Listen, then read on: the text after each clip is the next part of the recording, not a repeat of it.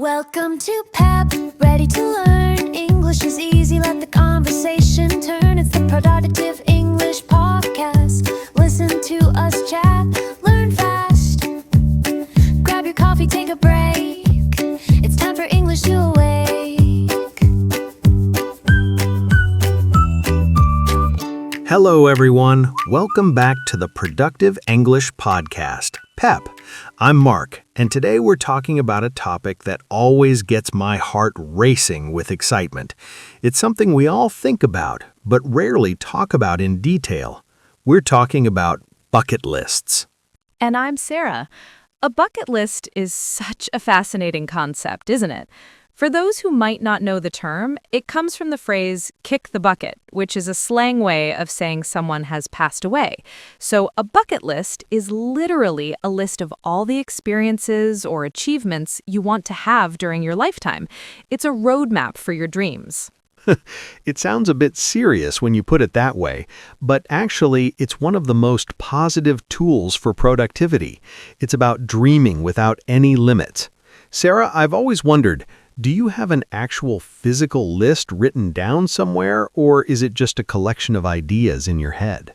I actually keep what I call a living list in a notebook. I call it living because it evolves as I grow.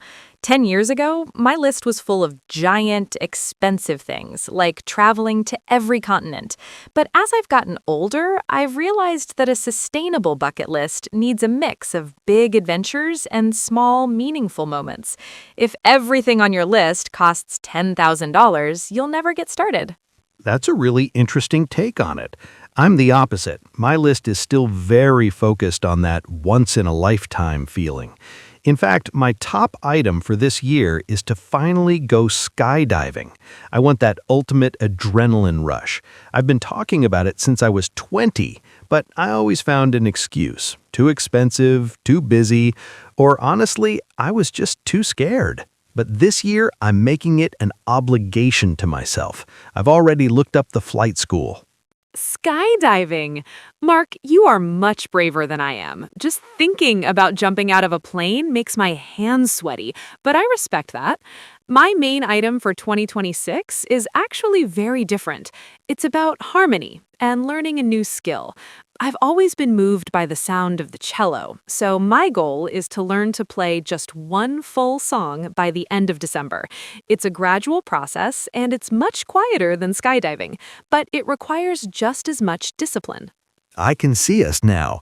I'm falling through the sky, screaming, and you're sitting in a quiet room playing a beautiful melody on the cello. We really are a study in contrasts. But you know, Sarah, I sometimes worry that bucket lists create a sense of FOMO. You see people on social media checking off visit Antarctica or climb Mount Everest, and you feel like your dream of playing the cello or jumping out of a plane isn't big enough. I think that's a fair point, but we have to remember that a bucket list isn't a competition. It's about being intentional with your own life. I once read about a woman whose bucket list was simply to read 100 classic books to her grandchildren. That wasn't flashy or expensive, but it gave her so much inner peace. It's about what makes your life feel complete, not what looks good on an Instagram feed. That's a great reminder, and I think we should talk about how our English learning fits into this. For many of our viewers on YouTube, learning English is probably on their bucket list, but maybe we should think of it as a key that unlocks other items. For example, if your dream is to travel across the United States, your English skills will make that experience so much more meaningful because you can actually talk to the people you meet. Exactly. Imagine being able to walk into a cafe in London or New York and just have a natural conversation. That's a bucket list moment in itself. So to everyone watching, we want to invite you into this conversation. Don't just listen to us talk about our dreams. We want to know yours. Right. Scroll down to the comments and tell us one thing from your list. It could be a massive life dream, or it could be something small you want to do this year. Maybe it's an English goal, like watching a full movie without subtitles. Whatever it is, share it with us.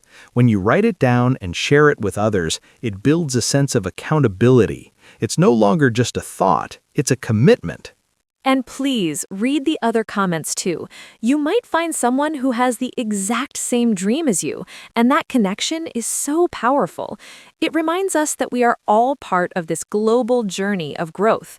Whether your dream is big or small, it matters because it's yours. I'm really looking forward to seeing what everyone writes.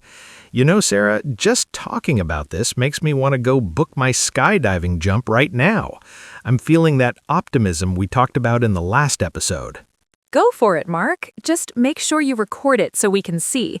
And to all our viewers, thank you for letting us be part of your day. Go out there, stay intentional, and start making those dreams a reality. Stay productive, stay hopeful, and we'll see you in the next episode.